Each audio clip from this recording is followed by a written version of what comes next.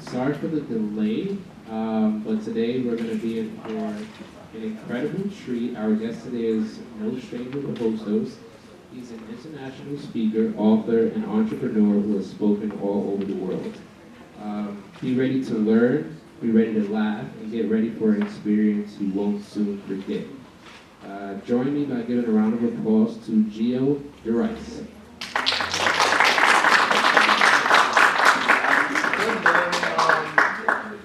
Happy New Year, first and foremost. I know that this is the official first week of the new year, so I want to make sure I say that once again. Real quick, by show of hands, how many of you are happy that we're in a new year? Can I see the hands? See some hands up. How many of us are like, yo, I like 2019. It was pretty good to me. I got a couple. Somebody said, right?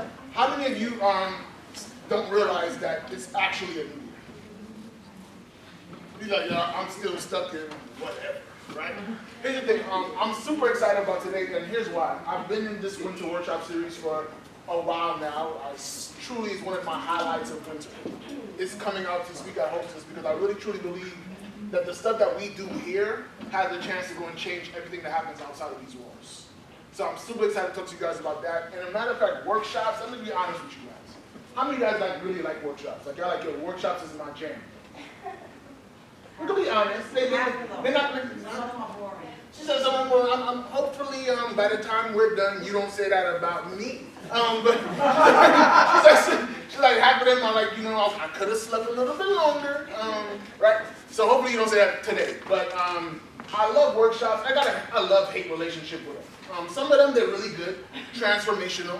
Some of them, it's like going to the opera. Anybody opera singers? I don't want to offend anybody. Okay, cool. So here's the thing I realized. Sometimes workshops could actually be scary. Anybody scared? Like sometimes when they go to a workshop, you kind of feel a little intimidated? No. Oh, it's just me. Okay.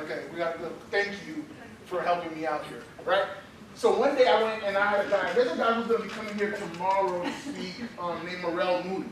Amazing guy, super fun. He's going to be amazing. I kind of am warming up the stage so that he can go and be good tomorrow, right? And one day he told me to go to this workshop that I honestly felt like I had no business going to. It was called an entrepreneurship organization workshop. And I'm sitting here like, I'm an entrepreneur and all, but you just told me that the criteria for going to this workshop is you gotta make $1 million a year. And I'm sitting here like, start taking out my wallet, I said, all these cards combined ain't got no $1 million or nothing, right? Like, I'm like, I don't belong in this room. So I felt incredibly intimidated. And so he was like, Gio, I got a free ticket. It only costs $500. You can go there in my place. I said, well, Greg, I'm so honored, but I'm so scared. Like, all the butterflies in here was like going next level. So now I'll go ahead. I said, you know what? I can't lie and tell him I didn't go, right? Like, I got to go. Like, it looked like it's the worst thing in the world. Like, y'all know Christmas or whatever, y'all got a gift. The worst thing to do is get a gift, and I know some of y'all re-gifted gifts. I'm looking at y'all, you're like, yo, I don't want this umbrella. That's the third one already. And you give it to somebody else, right? So no one likes that. So he gave me a gift, $500 for a ticket, and I ain't got to pay for it. I got to show up. So I go ahead, I go to Manhattan. Now, I don't know if you guys are like me. For me, I don't go to anything if the situation ain't perfect. So if it ain't sunny, you see a little rain? My phone right now, my wife says snow showers. I'm like, snow showers? Not going to that workshop. Nope. And it was raining cats and dogs that day. Raining like crazy. And that day I forgot my umbrella. So now I'm sitting over here when I get off the train, and I'm like, you know what? And I know y'all do this too, don't lie. It wasn't meant to be. It wasn't meant to be. Like, nature, the universe, did not want me to go to this thing. Because what am I going to look like? Going to a room with a bunch of millionaires, and I'm the only one who's wet. I ain't got no umbrella. So I'm over here sitting, I'm like, your bag, man, I don't think I'm going to show up. So I say to myself, and guys, I got to admission, I'm going to tell you the truth. I'm not a bad liar. I'm not a bad liar. My wife will attest to this. And she says, you're a little too good at it, like it's a sport. I play that game. So now I go ahead, I'm like, yo, I can tell Laurel I went, ain't like, he going. So I get on the train, I look at the weather, and I see everybody in Manhattan got an umbrella button. And I say, I'm going back downstairs. It's not like I use my money. My wife got an unlimited Metro card. I use her card. I ain't lose nothing. I'll just tell him I went. You could go and fake it. Yo, hey, I met 3 people. What's their name? I could look at Instagram, see the 3 people who tagged themselves and said, I met him, him, and him. That is not true. You did it before. I should be heard that. You did it before. I have not done it before, but that is the truth of what I was just Listen, when we do a survey at the end of this, do not say the biggest takeaway. It's like, right? She's like, this, I learned something. I know how to lie. Like, that's not what I'm here for. I'm going to tell you exactly what I'm here for. So I go ahead, I'm in this rain. I go ahead, I'm running into the streets to try to make sure that I can stay as dry as possible. I go to the event, and I'll even tell you guys, I'm honest, like, I'm nervous when I go to these things. I'm not a social bug. You'll be like, but you're talking in front of a room. I go into my alter ego. You know how Beyonce says she got Sasha Fierce? I don't got a nickname for me, but I become somebody else, right? In this environment. So now I'm like going networking, and I don't know about y'all. This is how I go to parties. If y'all go to parties, this is the guy. If you see this guy, this is me. Everybody over there.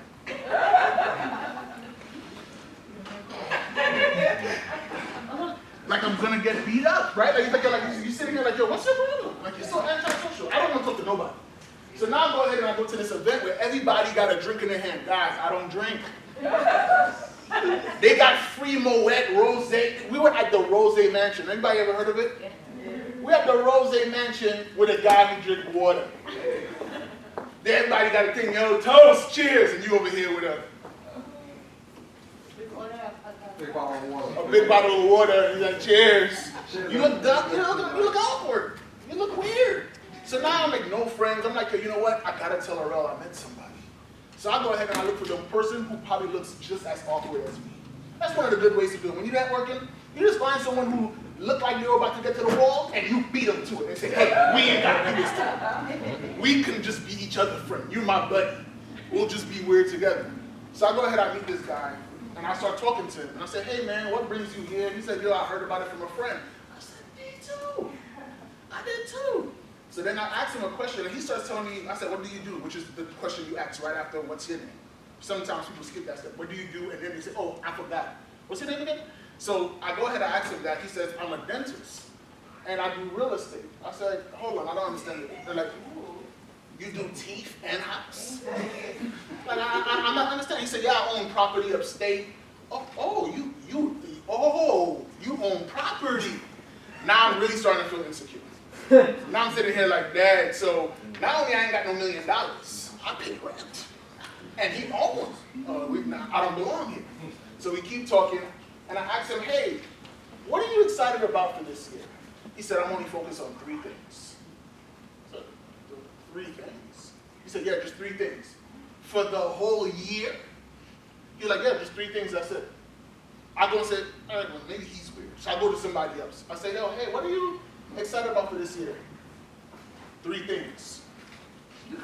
What are you excited about for this year? 3 things. Oh my gosh. What are you excited about for this year?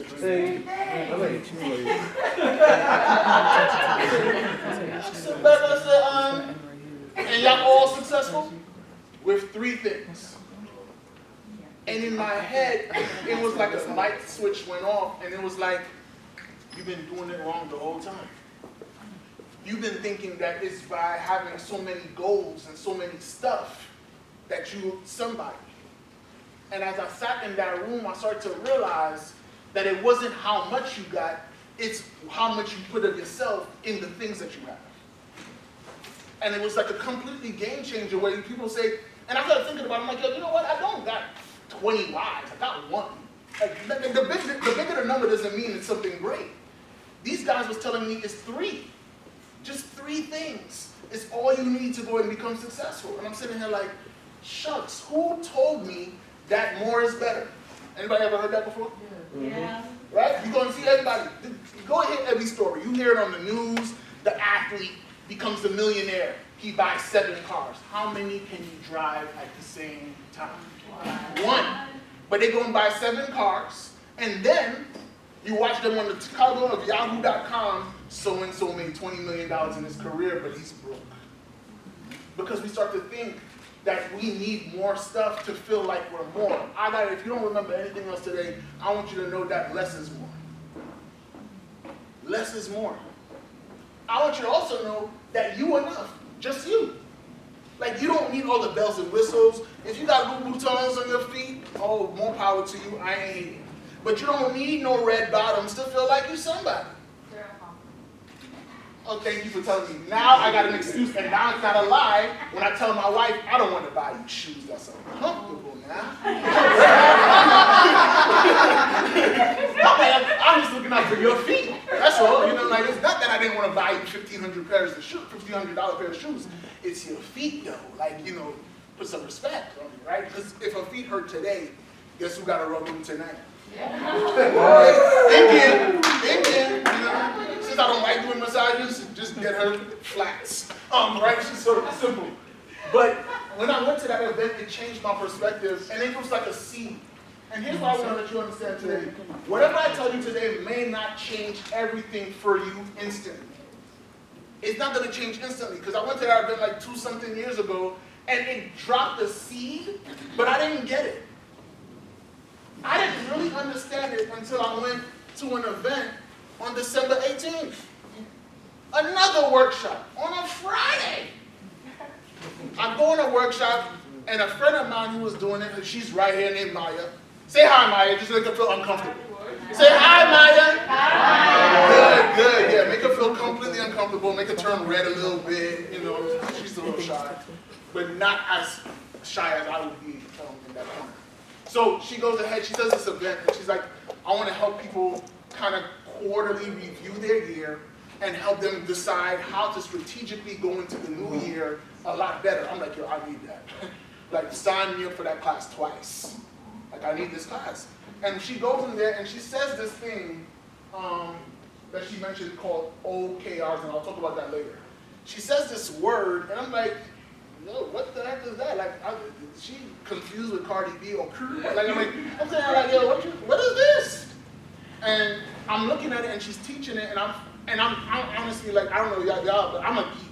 Like, I'm a nerd. When I hear a topic, I gotta go in on it completely. So she mentions it on that day. She looked at me like, nah, I ain't like that. Let me tell you how bad it is. So she told me that word. I said, yo, I think I seen a book with that. So I got an app on my phone that have like books that I can get from the library for free. So I'll go start reading it on my phone. I'm highlighting it like crazy, putting notes and everything. Then I was like, yo, you know what, that's not good enough. So I went ahead and I bought the book that had the topic, right? So I'm like, yo, oh, she said OKRs? This book says OKRs, I'm buying it. Right? I start buying it. But here's the thing, and I think a lot of us, we all like this. We start getting intimidated the minute we hear information that seems like it's over our heads. Mm-hmm. And I ain't gonna lie to you. That's how I felt. I ain't never heard of this before in my life. What the heck is an OKR? I'm like, yo, these people gotta stop making up words with these acronyms. Like, just say the whole word. She starts saying this stuff, and now I'm gonna be honest with you. I don't know about y'all, but I don't read books that's this thick. Look at it. You see that? I read books bigger than that in 3 days. Excuse me, not my mind is speed read. Yeah, I slowly. Right? So I sit over here, I'm seeing a book like this. These are the books I read, guys. A pamphlet? Oh, okay. A little bit bigger than a pamphlet. A little bit bigger than that, right? These are the books I read. This is the books I don't like to read are the ones, here's the sign that you know this book is going to be a heavy-duty book. It got an index. In the back, they got page numbers with words. I don't need glossary. I don't need index. I want the book like this, where the only thing at the back is who wrote the book, and that's it. I don't want index. It's complicated. But when I started reading it, I started to notice something that I'm like, why doesn't everybody know this? So let me ask you guys just by survey. How many of you before today knew the word OKRs? Exactly. That's what I said. She said, what is that? I said that mad times as Maya was talking. She's like, OKRs. And I'm saying, Exactly. That's exactly what it went. It went somewhere over there. Like, you know, when it go through one ear and out the other, I'm like, oh, hey. But as she started to explain it, I'm like, nah, this stuff is like a game changer. So, here's what we're going to talk about today. I don't know where it is now. Hold on one second. I'm going to pull this up.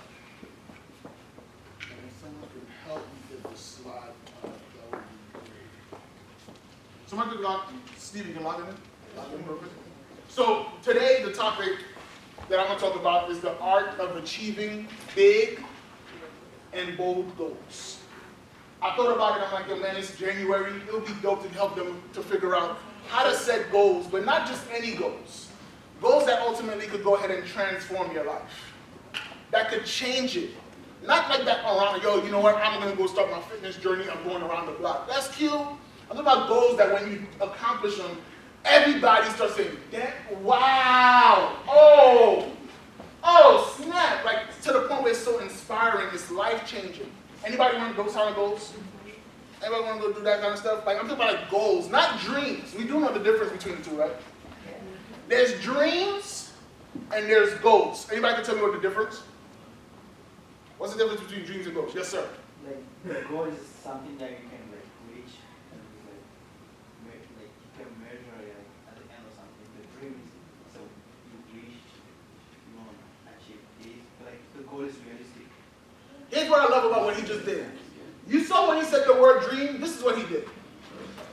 He said goals, he was looking at me straight. He said dreams, he was like, dreams is, that's what happens a lot of times. Like we say dreams, and they're like, yo, where's the dream? Somewhere up there. It's somewhere up there, right?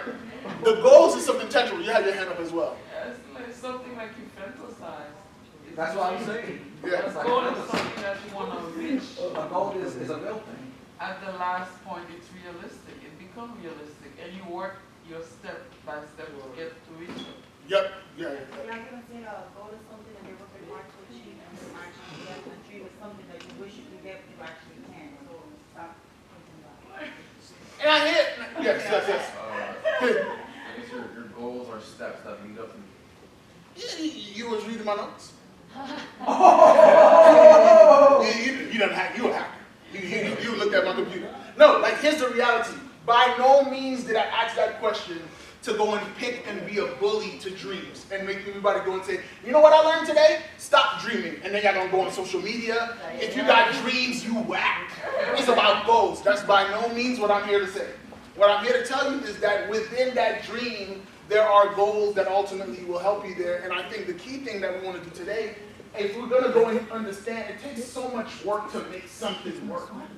So why not go and work at something that's worth working at? Not something small, but something big. Right? So I had an image, and it'll come up real quick. Let's see. No pressure. Keep going. She's never doing this. You don't know how There you go. You got it. See, like you don't know how nervous you are. I got it. So, everybody see this, right? What is that? The moon, right? We all see it, and what was so crazy about it was we see it from a distance, but then some crazy president by the name of John F. Kennedy said, yo, we're going to walk on that. And I'm sitting up there, and if I was there watching TV at the time, I'm sitting like, bro, like, listen, impeach. Like, get him out of here. Like, this guy's Looney Tunes. It's like, we're going to walk on the moon? You're like, yeah, we're going to walk on the moon.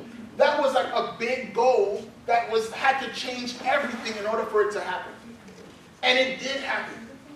And the reason why I'm excited to talk to you guys today is I'm like, yo, what if we left here with goals that was big enough that almost looked like we were chasing the moon? That it was a moonshot goal. It was something that when you literally, that by the end of this, you have to change everything to get it, but when you get it, you know it's everything too. Like to have that kind of goal. I'll give you a perfect example. For some of you who've seen me over the time that I've come to Hostos, I was a little bit bigger. A few pounds heavier, about 45. 45 pounds heavier. But then when somebody tells me like, yo, you got diabetes, I'm sitting here like, shucks. Diabetes, like this is some serious issue. They take people foot off for diabetes. So now I start getting scared. I'm like, yo, I'm gonna lose a toe. Like, Shucks, man, like I know I had bad feet, but I didn't think I was gonna go out like this. So I'm sitting over here and I'm like, I gotta go and transform my health. And it became a challenge for me, but the reality was for me to get to a point where I'm like, yo, I won't have diabetes. That's a moonshot goal for me. That's something I've never done before. And I want you, when we do this exercise today, because we're not only gonna talk about goals, we're gonna work and try to achieve them. And if we're going to go and achieve them, I want you to understand that we're gonna have to be willing to be uncomfortable today. I want you to be a little scared today. I want you to figure out something that you're like, yo, I want to make a goal that I really don't know if I can actually achieve. If it's within your reach, that's not what I'm here for. I didn't read this book twice to get you to go and do basic goals.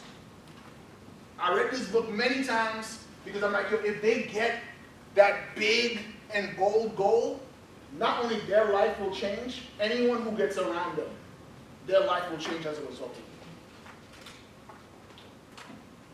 Anybody got somebody else that's counting on you being successful? Raise your hand. I see a lot of hands up. Who's that person for you? Your dad. Who's that person for you? Mom and dad. Mom and dad. Who's that person for you? Mainly my mom, because I'd be the second Jew in the family to graduate. That's huge. That's huge. Who else had their hand up? Yeah. My child. Your child. That's huge. You just gonna say the same? Your kids. Here's the thing that I want you to understand is, the reason why I'm so adamant about you chasing big goals is because we will never close the gap if we only stay close to each other. I need someone who's got that Usain Bolt speed, who like no matter how slow you run, I done stretched the thing so far that you can't lose. I want that type of person. I want that person who's so, you did it so big that I don't even have to be successful because of what you did. I lived in your success.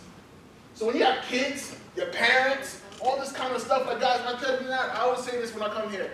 You want to make your parents look like children, get them something they can't afford. You want to see a parent act like a kid, get them something they can't get. My parents, they lay away every kind of vacation we had. We went to Disney World. I said, Dad, we went to Disney World in the 90s. You still paying for it in the next decade? And I appreciate it. I'm not back, this is not shade. I appreciate the sacrifice that they were willing to make to go and do that. But at the same time, I looked at it and I said, man, I gotta repay them. So that one time, and my parents are like super frugal. Super frugal. If you could get the thing up the block for 50 cents instead of $1, they're like, you better say that 50 cents. They're nickel and dime everything. Like, oh, Mom, like, I got these things. How much you paid for it? $100. I could have got it at Burlington for 20. Yes. Like, right? She's the same. She get mad at me. I'm like, Mom, you ain't gonna tell me it look fly. No, you could have got it for $20. I said, Mom, I ain't got the time to look through all the stuff. She said, show me what you want. I will go get it for you. And you're the only one to buy other stuff. This is all the time. All the time. All the time. She telling me to save, but every time I tell my Dad, where Mom? Shopping again. Shopaholic. Shopaholic. I'm like, Mom, you said your back hurt. How you keep doing overtime at Burlington? She's just that type of person, right? So one day, my brother and I, we knew we had to lie to them. I said I'm a good liar. So we had to lie to them and tell them we bought a vacation for them, so that way they can go. If I tell them I'm thinking about it, the answer is no. If I say I already bought it and there's no refunds, they got to go. So I went ahead, I told them, yo, we bought the tickets. I had somebody I paid to go and make a fake ticket with their names on it, because if they don't see it, they don't think it's real. So I put their name and everything, and I said, yo, guys, look, we bought the tickets, you're going to Florida, in a resort overlooking the water. And they're sitting here, you didn't have to do that. I said, I know, you didn't have to give me life, but you did. I appreciate it. You didn't have to do it, but I'm glad you did, right? So I got ahead, I took them, and I said, yo, listen, I want to take you on this trip. And guys, I kid you not, I wish I had the picture, to see my mom. My mom is my complexion, but I'm talking about cherry red. Cherry red when you saw her excitement. She was holding parrots in her hand. Scared, you know that feeling when you're excited and scared at the same time? My mom was but she was so excited about the moment that we created, and I realized if I only had small goals, how could I afford to pay my bills and pay for my mom to go on vacation? You can't. This is why I'm saying like we gotta go big, and I'm not saying go big or go home. I ain't gotta say that, right? But I'm saying we gotta go big because we gotta understand that there's somebody attached to you that needs you to go that far. And if you don't have that person yet, I promise you they coming. I don't got kids, but my goddaughter still called me on Christmas and said, "What you getting?" And I'm sitting here like, I don't got kids. Like I'm sitting over here like simple. I don't gotta worry about no Christmas shopping. No one wants a gift from me until all your goddaughters, for some reason, they got a secret WhatsApp where they say, now we're hitting up Gio on 3. Gio. And then they can send me a message all at the same time, asking for gifts. And then she tells you, and these kids are so good nowadays. They tell you who got them a gift so you can feel bad. Victor got me this. I'm like, I don't care about what Victor got you. But I'm saying that we want this excess thing so that we can go ahead and not feel guilty or feel like we don't have the ability to go and do it. And that's why I feel like we have to go and go bigger. Let's get big, let's bold, be scared, have fear, all that stuff. But here's the thing. The reason why we don't make big goals, if we're honest, we're scared to fail. Yes. We're scared to fail. You want that 100% guarantee that if I tell you, if you do this, you're going to get this. And you know what? When you want it, the day you did it. You don't, no one wants to fail. Like, how many of y'all are going to sign me up for failure? Let me do that. Nobody. No. Well, no one. No one wants. You said what? Depending on the situation. It depends on the situation. Yes. You was going to say the same? It depends on the situation because if there are, I mean, I can fail, but it depends on how detrimental the question may be. You know what I mean? If I can try it again and I can succeed, if I know that I can back close to succeeding, I can try it again, even though I failed. You know? I'm so glad you said that because here's the thing, and this is why I put this on the slide. What he said was, if I failed, but I got this close to succeeding, I can try again. Here's the problem. Our fear of failure will always keep the gap this big. Yes. The fact that we're afraid, you got that, right? Like, It is kind of true. because Just look at the adventures and how they failed to kill Thanos the first time. And then the second time they did it. exactly. Still. Exactly. I need to bring you back. Right? Like, I love your energy. Like, right? So, like, it's that key thing. It's like understanding that if I don't try, the distance never gets cut. And I never learned, I didn't know how much failure was a regular thing until I started working for people who was millionaires and saw that they failed all the time. Give you a perfect example. My boss one time, he started a company. He hired a lawyer. We got trademarks. We got all this extra stuff. Mad paperwork, everything. Took us 2 weeks to go and even get the paperwork done. 2 weeks later, he said, Gio's not working. He canceled it. I said, yo, you know how much work I put into this? He said, Gio, it doesn't matter. We fail and we try again. Next. I said, but what about the lawyer? We get it back later. What? Then I asked him, hey, over the course of your career, how many projects succeed? He said, Gio, if I do 100 projects, 90 of them fail.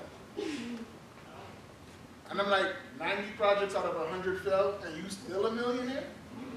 He said, I only got to get one right. He's like, I only have to get one right. And many of us are so scared of the fact that we fail 90 that we won't even go after the one. There's a guy who says this by the name of Les Brown. He said, people fail at life not because they aim too high in this, but because they aim too low and they hit their mark. The only thing to say is fear, so. You clearly watched too many commercials. No, I'm playing. No, that was good, right? The only thing to fear is fear itself, right? Like if you start to think about it, and I want you to understand, there's two F words, not the F word, but two F words I want us to go and become friendly with. Fear and failure. Because if I ask my mentors who are entrepreneurs who've made tremendous success, enough income that they were able to go and pay me, enough income that my mentor was like, you know what, you ain't got enough money to buy that ring for your wife? Go, here's the money right now, I'm gonna give you an advance. I'm like, yo, you're not only gonna not pay me, you're not only paying me on time, you pay me early?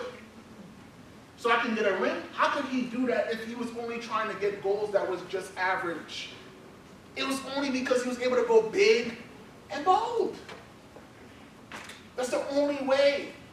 So as I listen to this and I'm listening to the failures, I'm like, oh my God, if I could get you to walk out of here and be okay with failing, then you get to be okay with success because it will find you. Because here's the reality. I got a coin in my pocket. Hold on. So I got this dime. This is the heads, that's the tails, right? The reality is that failure is on one side, but the reality also is that success is on the other side. It's a 50% chance. So don't go and say, man, you know what, if I can't guarantee that I'm going to fall on success, don't give me the coin at all. What? Why would you do that to yourself? How many of you guys have a failure that you could think about right now? Like if I said, yo guys, think back to a big failure you've had. You could go and come up with something. Anything hit? Anything hit? I don't mean to make any of y'all cry right now. Somebody like sitting there like, don't talk about that relationship. Right? Some of it, whoever laughing too hard, they're like, that was it. That was it, right? You had your hand up. What's a big failure? Do you mind sharing? Yeah, out of high school, I got into Penn State, and because I doubted myself, I chose not to go. Not saying that not going was a failure that didn't turn to success, because I at least came here to Hostos. So in that moment, it seemed like a complete failure. I hated myself in my bones. Like, has anybody ever hated? It's like literally just like what's in there, it's like in your bones. You're like, what are you doing? Yep. That's the type of failure I felt, and it stuck with me through the entire 2010 decade. Gotcha. So I just got over it, not even because it switched the gear, but because I have been able to go to Albany through this program. I've been able to sit in the senator's chair. I've been able to go to Syracuse and Colorado. I've been able to do so many things. So just like you're saying, failure turned into success. Just a mindset change and different positioning, I guess. Huge. Anybody else is bold enough to share a failure? Let's go. Who got their hand? Got their hand? Yep. So, in my country, the way it's set up. Where? Where's the country? Togo. Togo. Gotcha. So, before, elementary school, you have, at the end of the 6th year, you have an exam. For the middle school, you have an exam. And in high school, you have 2 exams. So, I passed all of those. But the last year, I failed in high school, I failed. And because it's so close to go to university, you get that little freedom, you don't have to uniform anymore. You don't have to wake up at 4 a.m. in the morning. It's it hurt so bad. And I came back the next year, I was just relaxed, not too stressful because I want to get it. I was okay, calm, I need to focus on this, I need to focus on that. Yep. And then after I graduated, things changed, and then me comparing myself now to the friends that go ahead and pass that year, because you feel so bad, oh, he's already there, but in the class, he wasn't that good as you. Yeah. But now there's a difference, they're looking at me oh, I'm a star, I'm bigger, and then me personally, he also helped me to understand, it's not gonna go, straight up every time. It's gonna be, ups and downs. Huge. Huge. I don't want y'all to miss that. Absolutely. Listen, I think that we have, if we understood that, right? Because what happens is this: social media makes us think that people got it right the first time. Yeah. Social media will make you think that the person got it right the first time. They'll literally tell you, I did this and that happened. And you're like, oh, look how easy that was. No one's gonna tell you that, 1,000 people said that I sucked, but I just kept on going. Because how many likes that gonna get? They'll be like, whatever. How many likes is that get? But if I'm gonna show you the Ferrari and I'm next and I'm sitting in it, you're like, oh, you winning. Okay. And you seeing that, but no one wanna see how many times that I have people just always look at the success. So yeah, I could post online and show a video of, look at this side of my room, only got Jordans over there. But no one saw when I bought regular sneakers and wrote Nike Air on it myself. Because if I post that picture, I'm gonna get clowned. They're like, haha, you can't even afford Nikes, you got the right Nike. Some of those people can't afford Nikes themselves. Listen. But that's where we get trapped. If we're honest, we get trapped in the fact that, look at so-and-so. Not realizing that's a filter. Not realizing that, listen, I ain't gonna lie, I've done it. I've gone online and looked up tutorials to see how do I stand to look skinny. I've done it. Y'all ladies think y'all the only ones? I've done it too. Like you said, I never take a picture straight on anymore. I'm like, no. Hide the gut, put your arm right here. Put your chin up, because you know you go down like this, it's a problem. So you put your chin up and then you tell the person, I want the camera right here.